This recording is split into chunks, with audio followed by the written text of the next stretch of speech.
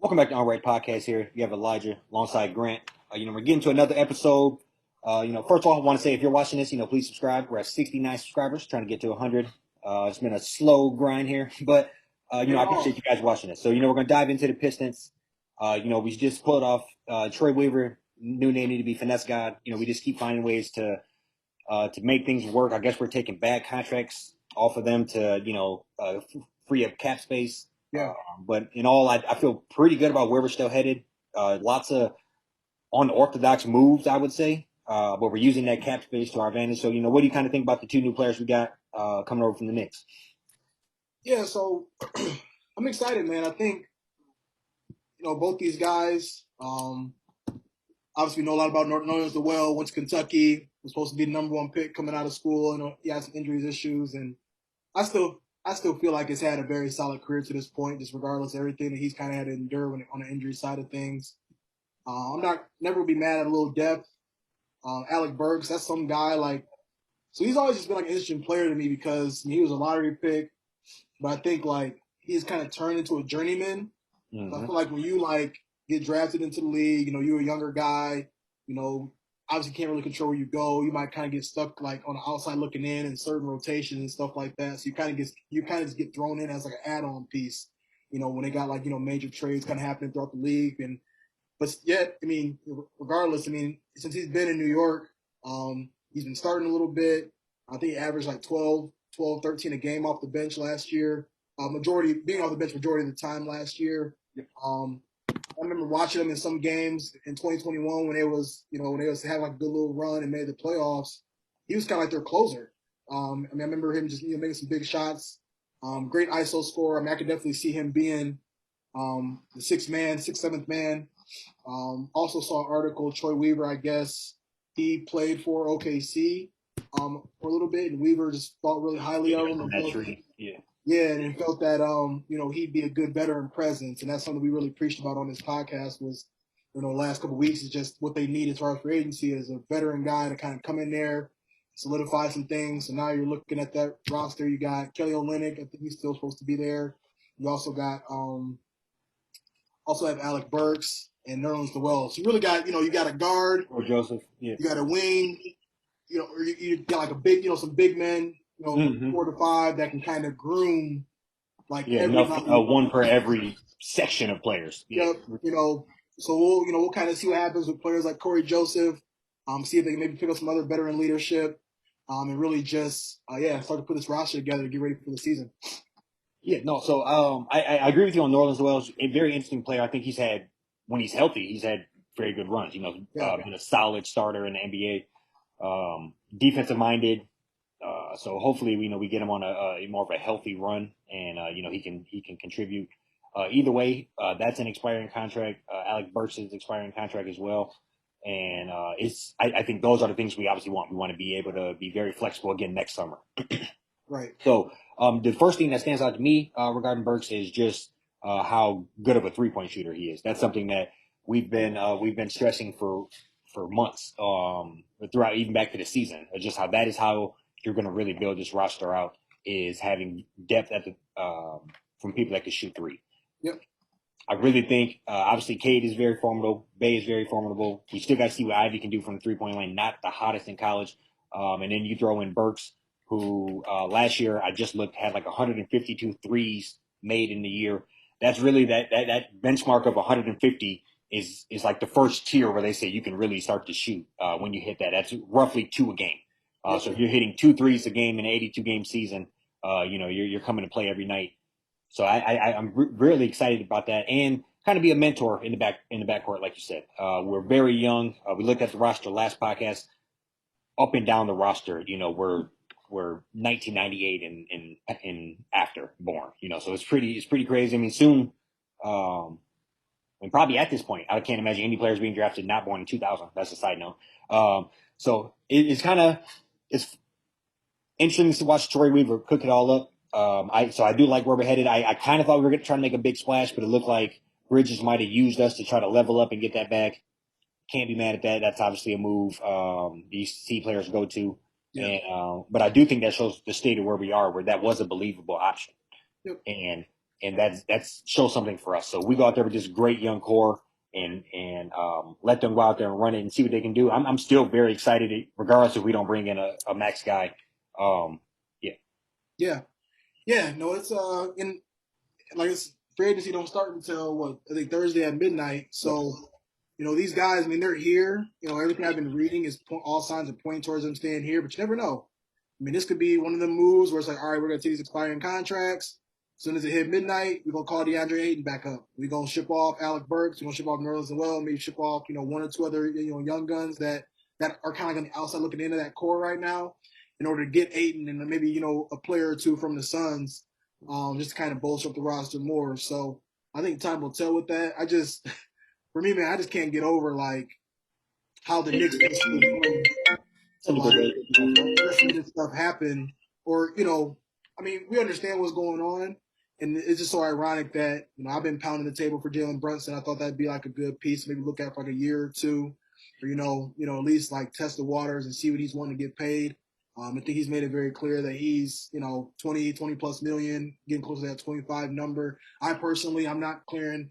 I'd never want us to clear cap space for Jalen Brunson to this extent, the way the Knicks are doing right now.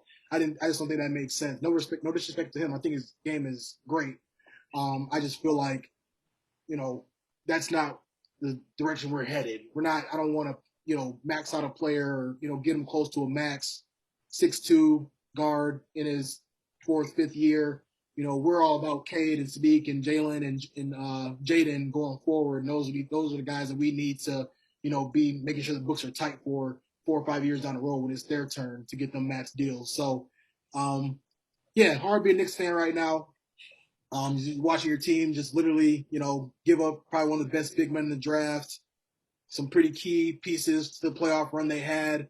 Some people, some Knicks fans probably are good with these players going, but all in all, I'm glad that they landed in our lap, and I'm looking forward to seeing, whether they're on the team or what Weaver does with them in free agency to help us get better.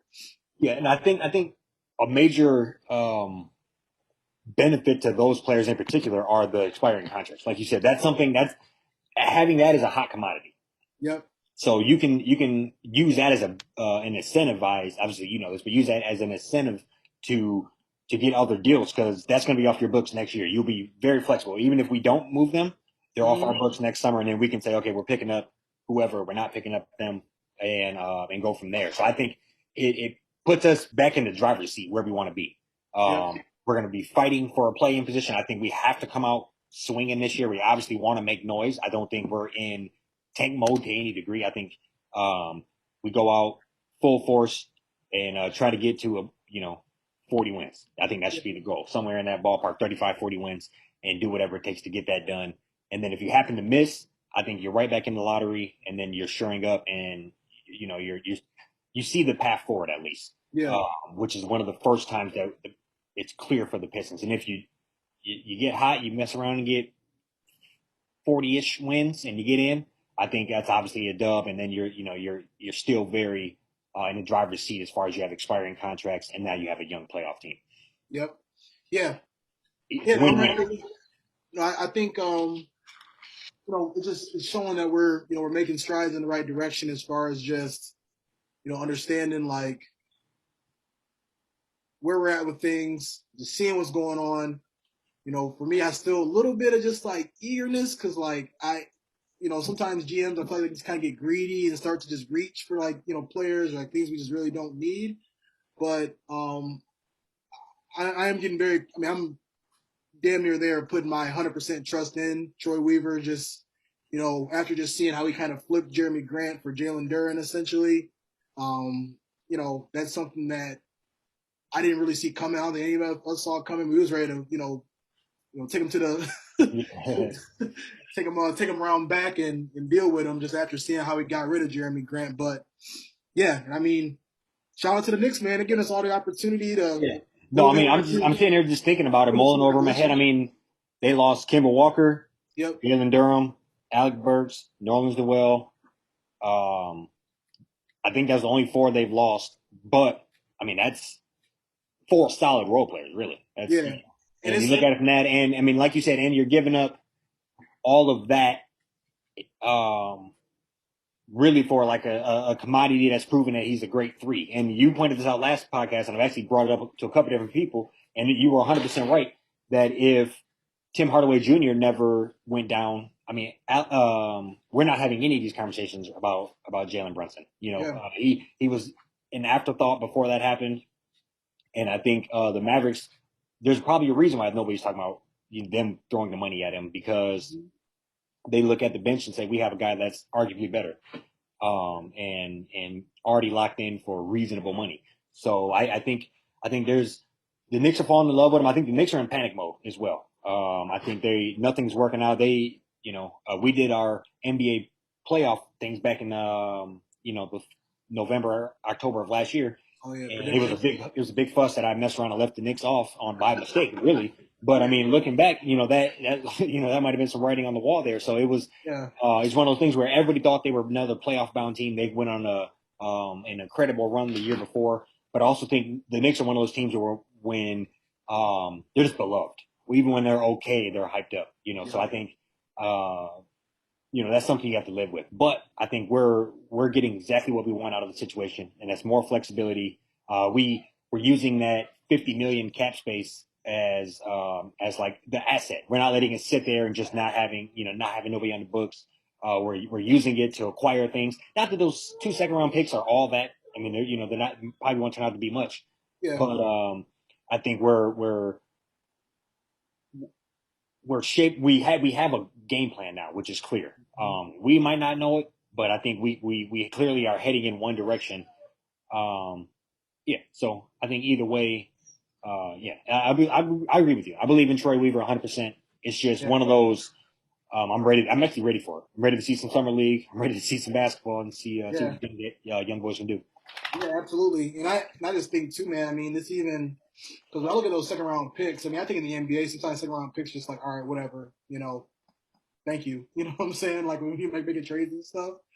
Yep. That's just that's how that's how you kind of able to make that one deal at the trade deadline. It might put us over the top. Throw in a second round pick, pick second round pick swap, something like that. You got one of them teams that's dysfunctional, just trying to kind of offload some people to try to bring in new talent. He's definitely making sure we get the capital back, and it's nuts, bro. Like if you really just look at like us and the Knicks since last Thursday, they have given us Jalen Duran, Nerlens Noel, Alec Burks, 2 draft picks, 6 million in cash, and they really don't have anything to show for it. Nothing. They have absolutely nothing to show for it, but other than them just trying to, get Jalen Brunson. Not a guarantee that he'll sign.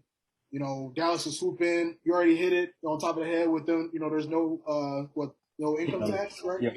In Texas, so like Dallas they could offer 22, 23 million. Yeah, I mean, just to link it up with something we've talked about before, with the NFL draft, Sauce Gardner went to the Jets, and Yeah, his contract got leaked. And I can't think of the other guy, but he's an LSU guy from LSU. He went oh to the Stingley.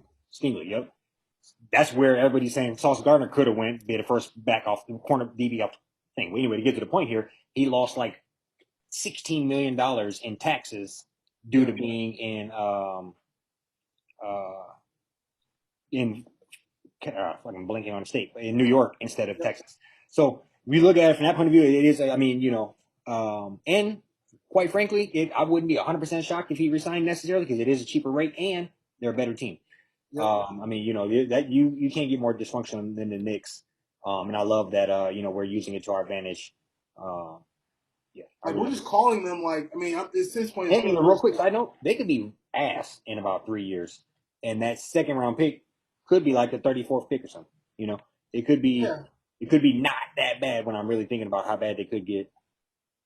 yeah. It's baffling though too because I mean even like signing his daddy to an assistant coaching position off of like the pretty much like the AAU. I think he was doing like high school, run like AAU circuit or something like that. No Yeah, disrespect to him. I mean, I heard he's a great NBA player. Knows what he's doing. I think like about to coach that Temple a little bit too. But like just watching how this move has unfolded for little old Yeah, Jalen and that is quite frankly like a college type role. You know what I mean? That's what they do when they're trying to bring in the big recruit. They bring in the daddy or the uncle and have him coach, Yeah, or oh, he's the strength coach now. He's like, right.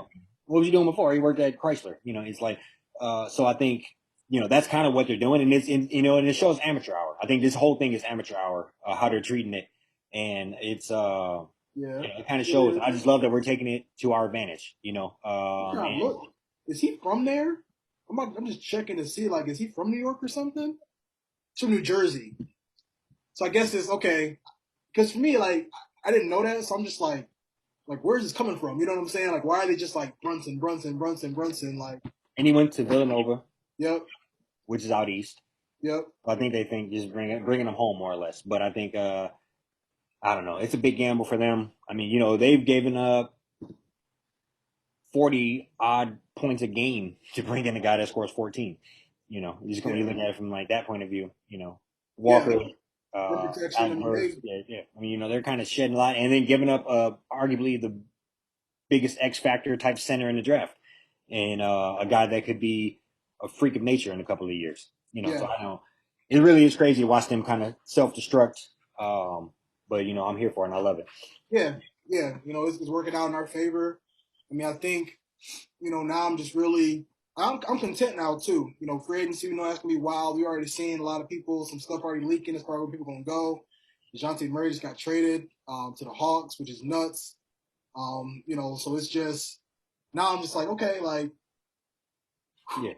great. Like once it strikes midnight Thursday, like I'm confident now that it'll be smooth sailing. So I Hopefully, guess the big question mark here is Bagley, yeah, and if that's something that I personally think I feel like I personally misquoted and said that we have resigned him, which I feel like I read that at some point, but that I is did not the too. case. So but I think we're somewhere sub 20 million left in cap space after all of these moves, and so I do. He's not worth 20 a year or whatever, but whatever that max is for him, I think it's like 4 years, 40 million or whatever. I think Okay, I've seen something like that posted online. If it's anywhere in that ballpark, I would love to lock him up. okay, Outside of that, I can't think of another power forward in that ballpark that we can get as a free agent. Um, so I would like to bring him back at a reasonable rate. yeah. And I think him and Kate kind of gelled well together. I do. I agree. I agree. And I think, I mean, he'll just add another piece. I mean, I think right now, I mean, we could legit be 9, 10 deep easily. You know, I'd be curious to see how that rotation works out just with Burks. And I do kind of feel like that's going to be like our sixth man. He might even come off the bench before Killian does. It kind of depends on how well Killian plays in like summer league. If he even does play, which he should play, he needs to play. And I kind of stated this earlier in the conversation. Once again, like just having that veteran presence in the locker room is going to mean everything. Agreed. And just to show you how much he improved, sorry to cut you off, just to show you how much Bagley improved. In 30 games with the Kings this year, he averaged 9 and 7. In 18 games with us, he averaged 15 and 7. That's Yeah, six more points a game, and obviously a smaller sample size, but I doubt he would fall off the cliff that hard in the last 12 games. So yeah. One thing I think it shows. Oh, keep talking. The only reason I put it up is I want to see his contracts. yeah, I think, and I but just think one thing too, like why I kind of want him back. I think, I mean, he was in that draft with Luca, Trey Young. I believe Aiton got picked first. And well, Luca and Trey already got their big payday. He's going to kind of be on the outside looking in when it comes to that payday. mhm. Based on the money he might get. So I just kind of hope that'll kind of light a fire. Having going to training camp with us. Being around the team, getting the chemistry and everything going to just really kind of join us on this tour of hopefully being a contender in the next couple years, or 3 to 5 years down the road. Yeah. So we just reading it up. It says Bagley is a restricted free agent, which means the Pistons have the right to match any offer to keep him. Um, it says because Bagley was drafted so high in his draft, he has a $28.3 million cap hold, which got blah, blah, blah, blah. So yeah, we have the right to go and get him if we want. So I think I can't imagine him demanding that large of a bag. So I think that's kind of somebody we should. I off the top of my head, he's probably best available for somebody there that, especially considering he's on the squad. Yeah, So I'm hoping like 1 2 year deal. Mm-hmm. 20, 25 million, prove it. You know, he can kind of be. I mean, he ball out. You know, he can kind of be in line. You know, in a few Yeah. years, we want to give Cade a max deal, give him a little bit more money, start to really just form that Yeah. that nucleus to start to just kind of get some guys paid and just get them ready for that that like 5 to 7 year run from when it's time to like get Max Cade out, Sadiq, a lot of them guys. So yeah, Yeah. I'm with you though. I think for me, he's kind of like the not. I mean, I just do this just because it's really the only team to kind of compare it to with them, like the '04, like '04, '11, like 2011 Pistons.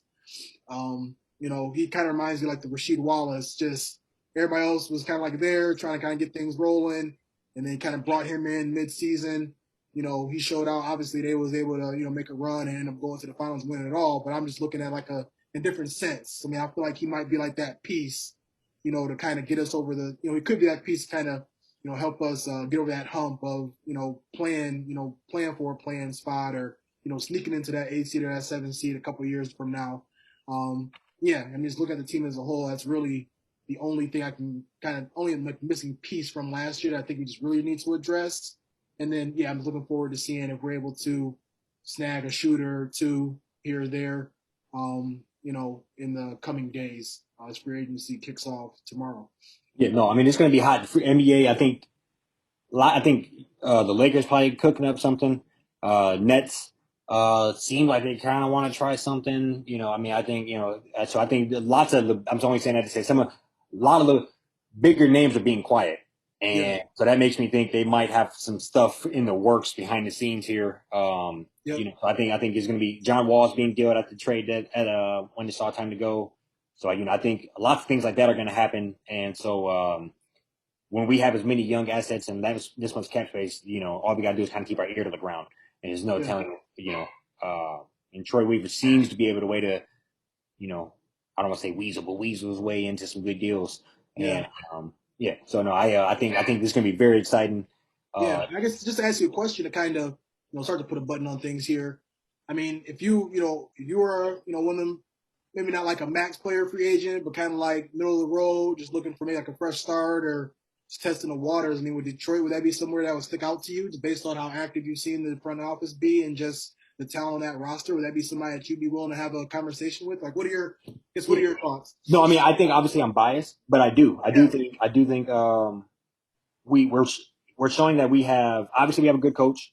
Hmm. Have one of the best players in the league under 23. We have one of the best shooters in the league, and we just drafted, a guy that looks the most explosive guy in the draft. That's hands down, Yeah. regardless of how it pans out. So, I think all of that, and then Troy Weaver seems to be kind of the orchestrator of it all. And so Yeah. I would have confidence that they're heading in the right direction. We can't. I wouldn't we're not in that laughing stock pile anymore. We're in the young, exciting, coming up. People looking over their shoulder If now. a few things hit right, they could be in the playoffs type of team. Yep. And obviously, I don't want to personally get my expectations too high, but I do think we have a roster that should be in the mid 30s as far as wins go. I mean, looking at some of those teams that were completely laughable about 7, 8 years ago, we're getting 30 some wins. So Yeah. when I look at it from that, yeah, but I would if I would I would look at it as kind of maybe a bit of an experiment, but something that if it worked out, you would be part of a great young core and got in at the right time. Think like a Andre Iguodala to the Warriors type of deal. You know what I mean? I, Like, yeah, I would love. Like, I hope we can kind of like. I think one person kind of sticks out to me. He was making a little too much. I wouldn't want to pay nobody this. But I remember like Reddick, JJ Reddick, before he kind of retired. Excuse me. I remember like Philly grabbed him, yeah, like 1 year deal, just come in there, hit some threes and see what happens. I feel like that's he got the kind bag of that year too. like Yeah, 18. that's something that we could do like this year, next year, because we got all the extra money. So it's like, hey, whoever one single player, yeah, Yeah, here's 20 million for this year. Let's just ride it out. yeah, I agree. yeah. And I think and this is and like the thing that's the most impressive to me though is like Weaver jumping in there. I mean, this team was in shambles 2 years ago. He is literally just offloading people left and right. I mean, we had summer league roster, that year before we got the first overall pick, basically.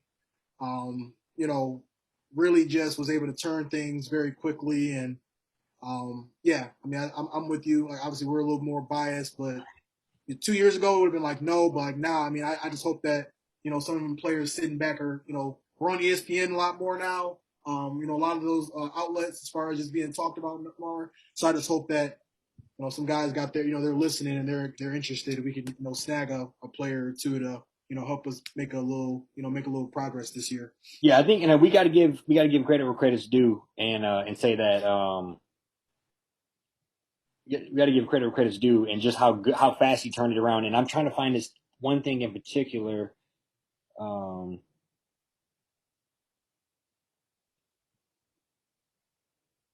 okay, so I actually seen this shit on TV the other day. The Detroit Pistons. Get it wrong. I don't know. The Detroit Pistons last game before COVID. I seen some dude read the rosters of the people who started. Oh my god, it was pretty bad, bro. It was like Yeah, I believe it. like Sadeku, Dubai, yeah. yeah, oh my god, Like Hamidou Diallo. yep, I think and Jeremy just like the Grant. most randomest group of people you would ever see, and Yeah, yeah. So I think from that point on into where we are now, it is. I went, not 180 degree, but we're heading that way. it needed to be done. I mean, I think this is Yeah, probably one of the overhauled the worst. roster, made some harder decisions. Yeah, Paid Billy Griffin for a few years. We just got Josh Smith off the books like last year. Uh,